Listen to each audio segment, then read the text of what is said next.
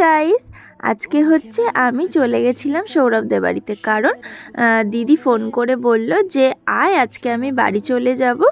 তো সেই কারণে একটু দেখা করতেই গেছিলাম আর কি।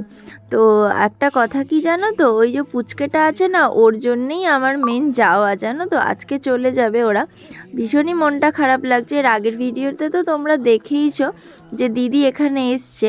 তো যাই হোক, এই ভেবেই আমি চলে গেছিলাম। এখানে গিয়ে দেখছি সব রান্নাবান্না রেডি হচ্ছে আর দিদা এখানে বসে আছে। দেন সব কমপ্লিট করে আমরা খেতে বসে পড়েছিলাম, কারণ ছাদে গিয়ে একটু আমরা রিল টিল বানাবো সেই জন্য।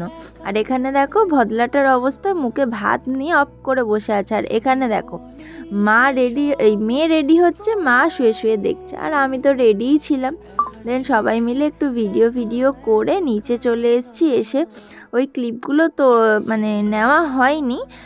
তো যাই হোক, এখানে এসে একটু সবেদা খেয়ে নেওয়া হলো, একটু মিষ্টি ফিষ্টি খেয়ে নেওয়া হলো। আর দিদি এখানে ভাইকে খাইয়ে দিল। আর এখানে দেখো ঘুমিয়েও পড়েছে পুচকেটা।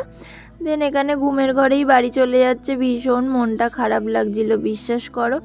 এই পুচকেটা এত দুষ্ট না, আর এতদিন ছিল ওদের ঘরটা পুরো মাতিয়ে রেখেছিল, আর আমি ভিডিও কল করলেই সবসময় ওকে দেখতাম। আর এখন ঘরটা ভীষণ ফাঁকা ফাঁকা হয়ে গেছে, জানো তো। আর যাই হোক, তারপরে এখানে দেখো আমিও বেরিয়ে এলাম বাড়ির দিকে। এখানে অটো ধরে আমি চলে আসছি বাড়ির দিকে, আর অনেকটাই রাত হয়ে গেছিলো, জানো তো। না, এখানে আমি বাড়িতে ঢুকেও পড়েছি। চলো টাটা।